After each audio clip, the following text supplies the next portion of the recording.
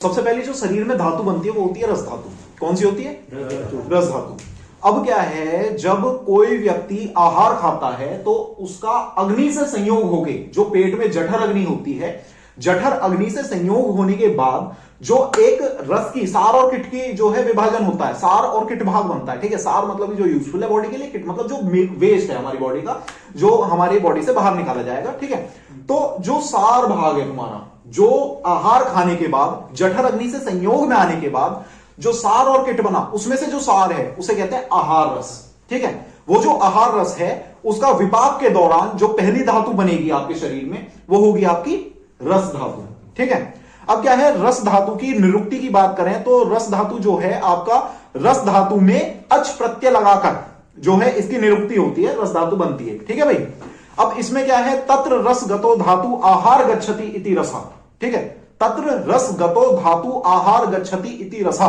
ठीक है, इसका मतलब यह है जो निरंतर गतिवान है, जो निरंतर गतिवान है उसे रस कहते हैं। जो लगातार बॉडी में मूवमेंट कर रहा है, जो बिना रुके हर पल चल रहा है, वो रस है, वाक की तरह ही रस है। अब इसके पीछे यदि तुम थोड़ा सा लॉजिकली बात करो तो एक धातु जो है मूव कर रही है। ठीक है, इसमें क्या आ जाएगा, इसमें आ जाएगा जो आपका ब्लड होता है, ब्लड में दो कंपोनेंट होते हैं, प्लाज्मा और ब्लड सेल्स। ठीक है, जो आपका प्लाज्मा है आप उसको कोरिलेट कर सकते हो फिलहाल रस धातु से। ठीक है, और जो ब्लड सेल्स हैं वो आपकी आरबीसी डब्ल्यूबीसी प्लेटलेट्स हो गई। ठीक है, तो जो आपकी प्लाज्मा है, ठीक है, वो रक्त के साथ मिली हुई है ना, हृदय के द्वारा व्यान वायु पूरे शरीर में उसको क्या कर रही है, मूव करवा रही है। व्यान वायु के द्वारा रक्त को सर्व शरीर लेके जाया जाता है, क्योंकि व्यान वायु सर्व शरीर व्याप्त है, पूरे शरीर में रहती है। मेरे भाई किसी को भी लेवल मेरा अप लगे तुरंत पकड़ के नीचे ले आना, मैं और नीचे जा सकता हूं, उस लेवल पे जा सकता हूं। मैं हकीकत कह रहा हूं, जहां वह जो मैं पहली क्लास के बच्चे को भी अपनी बात समझा दूंगा। तो जो लगातार गतिवान है उसे रस कहते हैं। अब रस गतिवान क्यों है समझ गए, इसलिए गतिवान है भाई, हृदय से जो है पंप हो रहा है और व्यान वायु के द्वारा सब शरीर में फैल रहा है, तो इस वजह से। अब क्या है, आपने मान लो आहार खाया, आहार खाया, वो कहां जाएगा, पेट में जाएगा। पेट में जो है आपकी जठर अग्नि मान लो, जठर अग्नि से उसका पाक हो गया, पाक हो गया, पाक का मतलब होता है परिवर्तन। उसके परिवर्तन से वो क्या बनेगा, आहार रस, आहार से आहार रस बना। ठीक है, आहार रस जब रसवाही स्रोतों में जाएगा, रसवाही मतलब कि जहां पे रस का संवहन होता है, जहां पे रस इधर से उधर मूव करता है, ठीक है, उन स्रोतों में जाएगा तो वहां पे क्या है, जो भी स्रोत होते हैं, मान लो रसवाही है तो वहां पे रस अग्नि होगी, रक्तवाही स्रोत है वहां पे रक्ताग्नि होगी, मांसवाही स्रोत है वहां पे मांस अग्नि होगी। जिसका जो स्रोत है वहां पे उसकी अग्नि पाई जाती है, समझ रहे हो। तो मतलब कि आपने आहार खाया, आपने आहार खाया, आपने आहार खाया, वो गया, उसका जठर अग्नि से संयोग हुआ, उससे आहार रस बना, उससे आहार रस बना, आहार रस बना। आहार रस कहां गया, रसवाही स्रोतों में गया, रसवाही स्रोतों में गया, वहां पे उसे क्या मिला, वहां पे जो है रस अग्नि मिली, रस अग्नि मिली। रस अग्नि क्या करेगी, उसको जो है दो भागों में विभाजित करेगी। क्या करेगी, दो भागों में विभाजित करेगी, समझ रहे हो बड़े भाई, दो भागों में विभाजित करेगी। शुभम जहां अटके मेरे भाई तुरंत कह दियो, 10 बेर कहियो, 100 बेर कहियो, बड़ा भाई है, तुरंत तेरी बात रोकी जाएगी, मानी जाएगी। ठीक है, रस अग्नि के द्वारा जो है विभाजन हुआ सार और किट का। ठीक है, सार में क्या है, सार में जो है आपका जो रस धातु है, रस धातु जो है आपकी बेसिकली सार भाग है, और किट भाग मतलब कि रस धातु का जो मल बनेगा। ठीक है, अब सुनो फिर से रिपीट, आहार खाया, जठर अग्नि से संयोग हुआ, आहार रस बना, आहार रस रसवाही स्रोतों में गया, वहां पे जाने के बाद क्या हुआ, उसका रस अग्नि से संयोग हुआ, रस अग्नि ने सार और किट को विभाजित किया। सार भाग में जो है दो भाग होते हैं, एक मेजॉरिटी में जो बना और एक होता है जो माइनॉरिटी में बना। एक मेजॉरिटी में बना, जो ज्यादा बनेगा वो मेजॉरिटी है, जो कम बनेगा वो माइनॉरिटी है। ठीक है, और उसके अलावा क्या बना, किट बना। ठीक है, तो आपका सार भाग दो भागों में विभाजित है, स्थूल भाग और सूक्ष्म भाग। स्थूल मतलब कि मेजॉरिटी, माइनॉरिटी में कौन, सूक्ष्म। ठीक है, अब जो स्थूल भाग है, स्थूल भाग में जो है रस धातु बनती है, स्थूल भाग से रस धातु बनती है, और जो सूक्ष्म भाग है जो माइनॉरिटी में बना है, ठीक है, उससे क्या है, या तो उपधातु बनेगी और नहीं तो उत्तर धातु बनेगी। उत्तर मतलब होता है अगली धातु, अगली धातु मतलब कि रक्त धातु। ठीक है, अब क्या है, जो आपका किट भाग है, किट भाग क्या है, कफ है, कफ है किट भाग। ठीक है, तो दो चीज बन गई कि भाई आपने आहार खाया, जठराग्नि से संयोग हुआ, जठराग्नि ने जो है आहार रस बनाया, आहार रस जो है रसवाही स्रोतों में गया, वहां से जो है रसअग्नि मिली, रसअग्नि ने दो भागों में विभाजित किया, सार भाग, किट भाग। सार भाग में आपकी स्थूल भाग, सूक्ष्म भाग, स्थूल भाग में रस धातु थी और सूक्ष्म भाग में उत्तर धातु थी, नहीं तो उपधातु थी। ठीक है, और किट भाग क्या बना था? कफ बना था। ठीक है, इसके बाद आ गई रस धातु की उपधातु क्या है? रस धातु की उपधातु है स्तन्य। रस धातु की उपधातु है स्तन्य और आर्तव। रस धातु की उपधातु है स्तन्य और आर्तव। ठीक है, और जो उत्तर धातु है, उत्तर धातु होती है मतलब बाद की धातु। रस के बाद की धातु कौन है? रक्त धातु। ठीक है, इसके बाद बनेगा रक्त धातु। अब आचार्य चक्रपाणी जो है, इन्होंने जो है जो रस धातु है इसके दो भेद बताए हैं। कितने भेद बताए हैं? दो भेद बताए हैं। पहला है स्थायी रस, दूसरा है अस्थायी रस। पहला है स्थायी रस, दूसरा है अस्थायी रस। तो इसके बाद क्या है? आचार्य चक्रपाणी के अनुसार दो भेद है रस धातु के। कितने भेद हैं? दो भेद हैं, स्थायी रस और अस्थायी रस। स्थायी रस, अस्थायी रस। स्थायी मतलब होता है जो मूवमेंट ना करे, जो मूवमेंट ना करे। अस्थायी मतलब कि जो निरंतर गतिमान है। रस दो प्रकार का है, रस धातु दो प्रकार की है, एक जो एक जगह स्टेबल है और एक जो लगातार मूव कर रही है। ठीक है, अब इसमें क्या आ जाएगा? जो आपका स्थायी रस है, स्थायी रस जो होता है ये एक स्थान पर स्थिर रहता है, एक स्थान पर रहता है। ठीक है, ये धमनियों में वहन नहीं होता। जो एक स्थान पर स्थिर है, जो एक स्थान पर रुकी हुई है चीज, उसका वहन धमनियों में क्यों होगा? वो धमनी में पहली बार जाएगा ही नहीं, क्योंकि धमनियों में व्यान बात उसे पूरे शरीर में ले जाएगा, और यदि वो धमनियों में जाता है तो वो स्थायी रस नहीं है। समझ रहे हो? तो मतलब कि दो भाग बताया आचार्य चक्रपाणी ने। पहला था स्थायी रस, दूसरा था अस्थायी रस। जो स्थायी रस है वो एक स्थान पर स्थिर रहता है, एक स्थान पर स्थिर रहता है, वो मूवमेंट नहीं करता बॉडी में। दूसरा पॉइंट इसमें यह है कि धमनियों में वहन नहीं किया जाता। कॉमन सी बात है यार, जो चीज एक स्थान पर स्थिर है वो कभी भी धमनी में नहीं जाएगी। यदि धमनी में जाएगी तो उसको सर्व शरीर व्याप्त कर देगी। कौन? व्यान वायु। ठीक है, धमनियों में वहन नहीं होता। इसके अलावा इसको क्या कहोगे? इसको कहोगे उत्तक द्रव। उत्तक द्रव होते हैं टिश्यू फ्लूइड। इसको आप कहोगे टिश्यू फ्लूइड। जो टिश्यू फ्लूइड होता है उसको आप स्थायी रस धातु कहोगे। वो आपका टिश्यू फ्लूइड जो होता है, कभी खाल वाल फटी हो तो सफेद पानी जो निकल रहा है, वो है आपका स्थायी रस धातु। समझ गए? अब आती है अस्थायी रस धातु।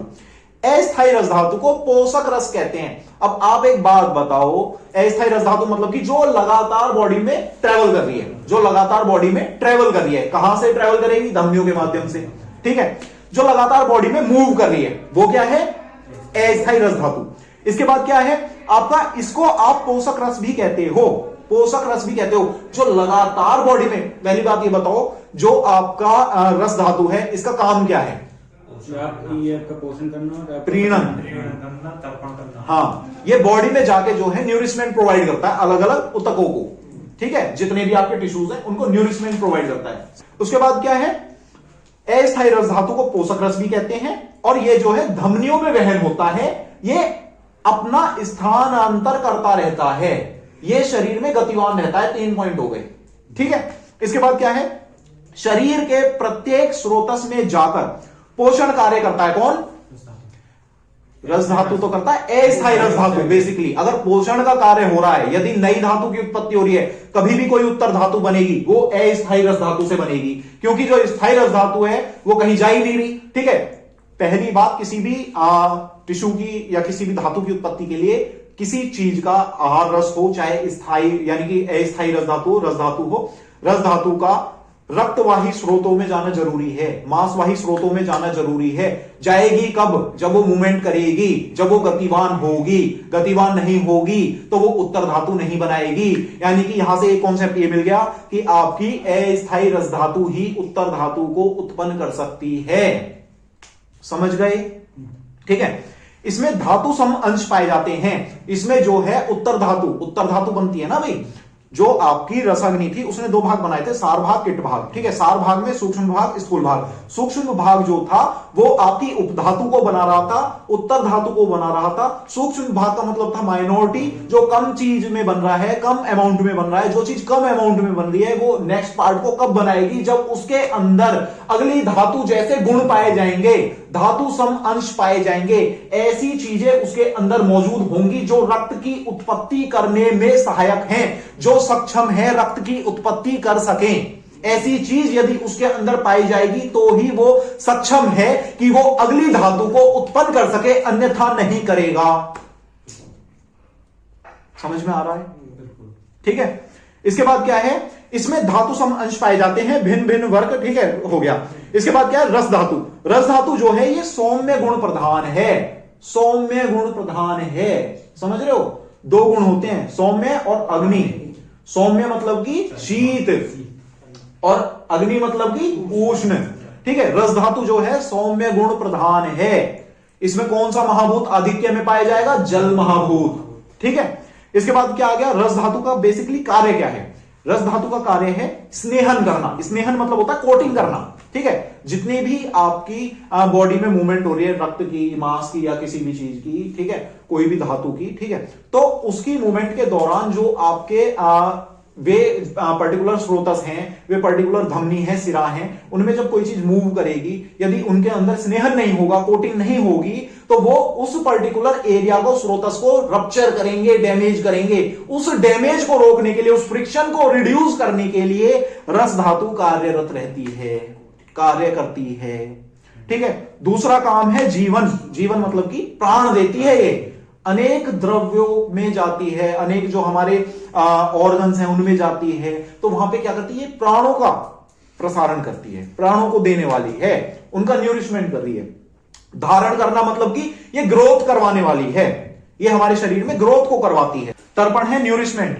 जीवन मतलब कि अलाइवमेंट, मतलब कि उसको तुम जीवन प्रदान कर रहे हो, एक पर्टिकुलर जो आपका टिश्यू है उसको तुम जीवन प्रदान कर रहे हो। तर्पण मतलब कि उसका न्यूरिशमेंट कर रहे हो, उसको जो है न्यूरिश कर रहे हो। और आपका धारण मतलब कि होता है कि उसकी ग्रोथ करवा रहे हो। ठीक है भाई। चार काम कौन से हैं रस धातु के, पहला है स्नेहन, तर्पण, धारण और जीवन।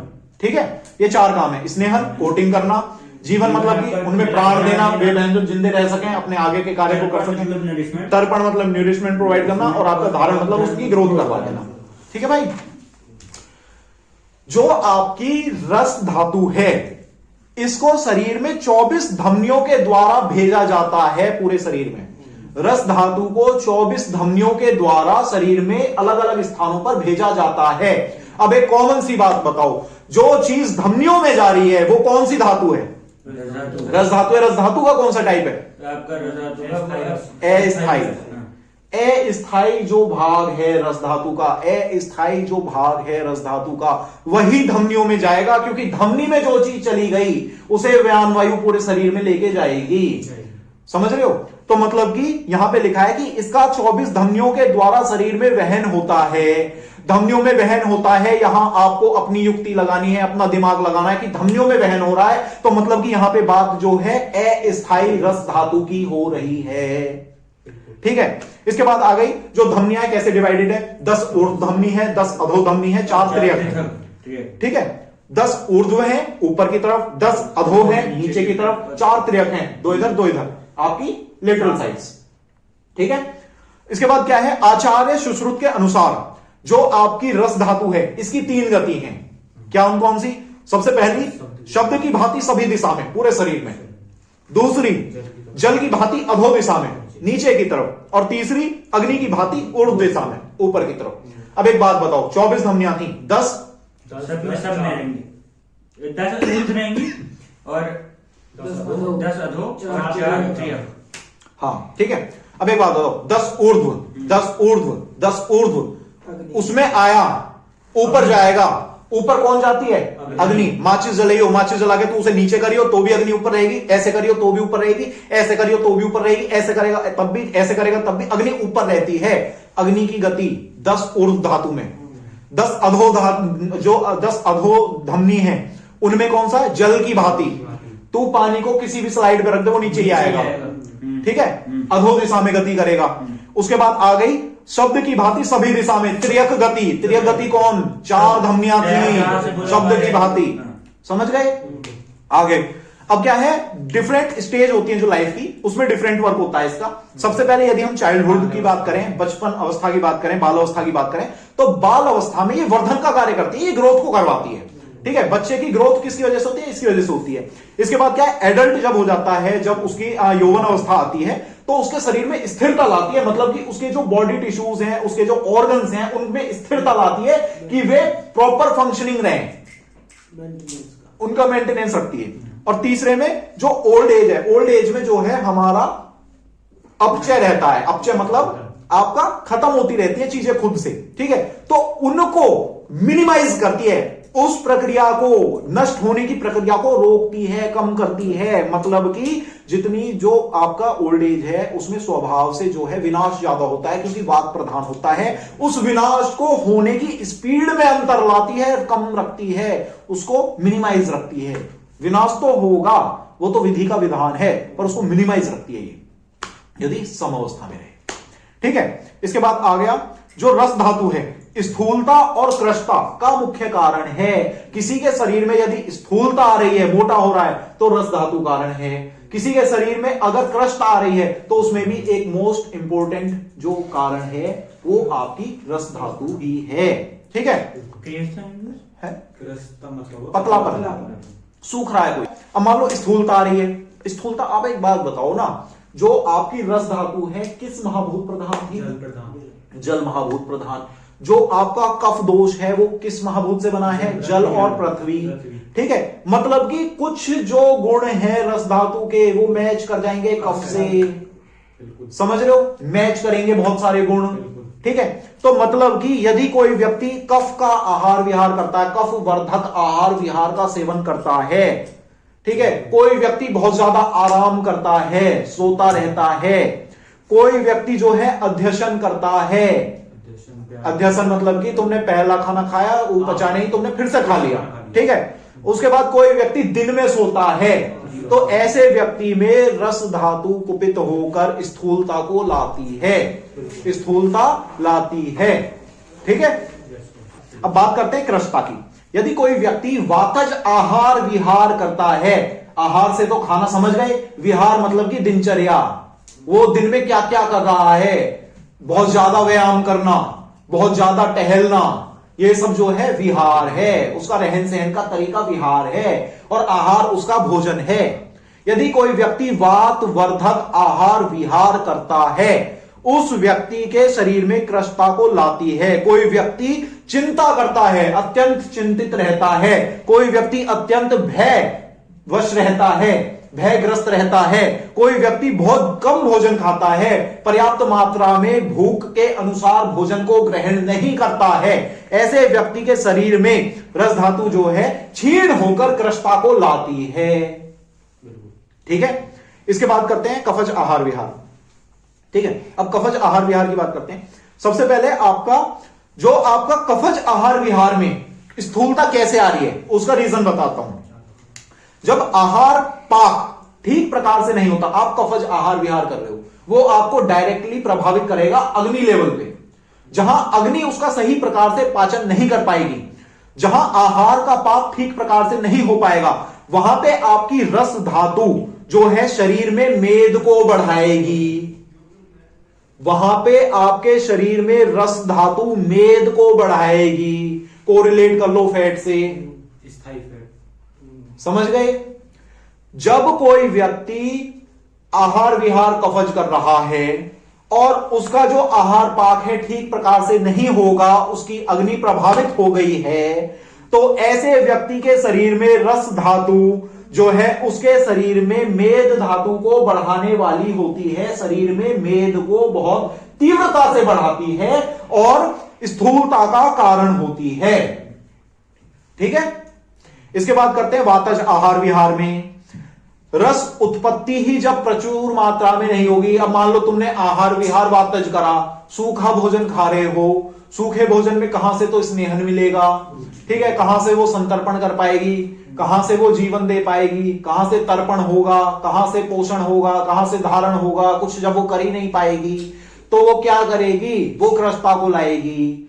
जब कोई व्यक्ति वातज आहार विहार करता है, उसके शरीर में रस उत्पत्ति, उसके शरीर में आहार रस ही प्रचुर मात्रा में नहीं बन पाता, जब आहार रस प्रचुर मात्रा में नहीं बनेगा, सफिशिएंट अमाउंट में नहीं बनेगा, जब आहार रस सफिशिएंट अमाउंट में नहीं बनेगा, तो जो अन्य धातु हैं, जो रस धातु है, रक्त धातु है, उनका पोषण पर्याप्त मात्रा में नहीं होगा। जब धातु का पोषण पर्याप्त मात्रा में नहीं हो रहा है, तो ऐसी अवस्था में कैसे तो किसी धातु की सही मात्रा में उत्पत्ति हो सकती है, कैसे उसका पोषण हो सकता है। जब पोषण और उत्पत्ति सही मात्रा में नहीं होगी, तो ऐसे व्यक्ति में कृशता आएगी, पतलापन आएगा, सूखेगा। समझ में आया? अब भाई वातज आहार विहार में आपने क्या देखा? आपने ये देखा कि खपत ज्यादा है, आय कम है। खपत ज्यादा है, बॉडी डिस्ट्रॉय ज्यादा कर रही है और बन कम रहा है, कृशता आ जाएगी। ठीक है। अब इसके बाद जो आपका रस धातु है, ये जल महाभूत प्रधान धातु होती है। इसका प्रमाण हमारे शरीर में 9 अंजलि होता है। दोनों हाथों को ऐसे कर लोगे, चुल्लू बना लोगे, ये चुल्लू ही तुम्हारा अंजलि है। और 9 अंजलि जो है हमारे शरीर में रस धातु होती है। 9 अंजलि हर व्यक्ति के उसके हाथ के अनुसार होती है। समझ गए? हर व्यक्ति के हाथ का साइज अलग होता है, हर व्यक्ति का जो अंजलि प्रमाण है वो अलग होता है। सेम नहीं कह सकते आप, ये नहीं कह सकते कि सबके शरीर में 700 ml है, नहीं हो सकती। सबके हाथ अलग हैं, किसी के बड़े हैं, किसी के छोटे हैं। आपके शरीर के अनुसार आपकी 9 अंजलि धातु जो है रस अंदर है आपके। ठीक है। इसके बाद आ गया, इसका मुख्य स्थान कहां है? हृदय। यह मुख्य रूप से कहां पाई जाती है? हृदय में। ठीक है। अब बात करते हैं आगे की। जब रस वृद्धि हो जाती है हमारे शरीर में, जब रस वृद्धि हो जाती है, तो उस समय हमें क्या लक्षण देखने को मिलते हैं? सबसे पहला है हृदयोक्लेद। हृदयोक्लेद, हृदयोक्लेद, जी घबरा रहा है, जी मचला रहा है। जो ये चीज होती है, जो एक नोजिया टाइप होता है, जी मचलाना, वो चीज है हृदयोक्लेद। हृदयोक्लेद याद ना है तो जी मचलाना लिख देना, पर खाली मत छोड़ना। चीज लिखना, चीज गलत नहीं है, बस टर्मिनोलॉजी यूज नहीं कर रहे हो। ठीक है। हृदयोक्लेद कर रही है। दूसरा प्रसेक। दूसरा प्रसेक। प्रसेक मतलब ओवर स्लाइवेशन, मतलब कि आपके मुंह में ज्यादा लार आएगी, आपके शरीर में ज्यादा लार आएगी। कब? जब आपके शरीर में रस धातु अत्यंत उत्पन्न हो रही है, ज्यादा उत्पन्न हो रही है, सम प्रमाण से ज्यादा उत्पन्न हो रही है, तो ज्यादा लार आएगी, जी मचलाएगा। ठीक है। अगली रस धातु यदि क्षय हो जाए तो क्या लक्षण होंगे? शरीर। अब तुम एक बात बताओ, यहां पे मैं तुम्हें जो थोड़ा सा कोरिलेट करके बताता हूं। रस धातु का बेसिकली काम क्या था? कोटिंग, स्नेहन। स्नेहन कर रही थी ना। आपके जो आपका जो रस धातु का स्थान है हृदय है, हृदय है। रस धातु का स्थान हृदय है। काम क्या है? स्नेहन है, कोटिंग करना है। रस धातु का क्षय हो गया, कोटिंग कम हो गई, हृदय में घर्षण होगा, फ्रिक्शन को रिड्यूस कर रही है ना रस धातु। यदि वो ही कम हो जाए, फ्रिक्शन बढ़ेगा नहीं बढ़ेगा? हृदय में घर्षण पहला।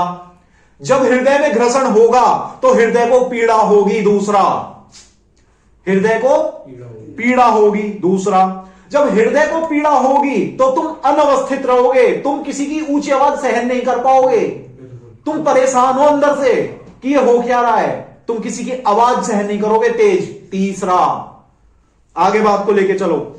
शरीर में जो है ये कौन से महाभूत प्रधान धातु है? जल महाभूत प्रधान है। शरीर में यदि जल कम हो जाएगा तो क्या लगेगी? प्यास, तृष्णा। तृष्णा हो गई। जब शरीर में तृष्णा लगेगी, प्यास लगेगी, जल महाभूत जो है गुरु है। गुरु गुण जो है स्थिरता को लाने वाला है, शरीर में स्थिरता को लाता है। कौन? गुरु गुण। गुरु गुण जब स्थिरता लाता है और शरीर में आपकी रस धातु कम हो गई है, आपके शरीर में रस धातु कम हो गई है, आपके शरीर में जो है आपको प्यास, शरीर डिमांड कर रहा है कि भाई पानी ला, ठीक है, तो मतलब कि आपके शरीर में कंपन आएगा। जहां वात होगा, वात का गुण क्या है? चल। चल कंपन को लाएगी। 6 के 6 समझ में आ गए? रस धातु के 6 के पॉइंट हो गए। रिपीट मत करवाना, वीडियो देख लेना जिसको फिर से सुननी है, एज इट इज रिकॉर्ड हो गया है नहीं मेरी जान। अब बात करते हैं रससार पुरुष। रससार पुरुष सुप्रसन्न मृदु त्वर गोमाणाम त्वक सारम विद्यति। ठीक है, ये क्या है लक्षण? रस सार पुरुष के कि भाई जो मृदु त्वचा है, ठीक ठाक है। हाँ, प्रसन्न इंद्रियां हैं, खुश है एकदम, चेहरा एकदम अच्छा है, एकदम मोहने वाला है, सही मात्रा में अगर है, रस धातु अगर ठीक मात्रा में शरीर में, रस सार मतलब कि एक जितना अमाउंट होना चाहिए उतने अमाउंट में रस धातु शरीर में है, रस सार पुरुष है। त्वचा जो है कोमल होगी, चेहरा प्रसन्न, इंद्रियां प्रसन्न, ठीक है, अपना बहुत खुश आदमी लगेगा, स्वस्थ आदमी लगेगा, ठीक है। ये हो गए रस सार पुरुष के लक्षण। इसी के साथ एक धातु कंप्लीट।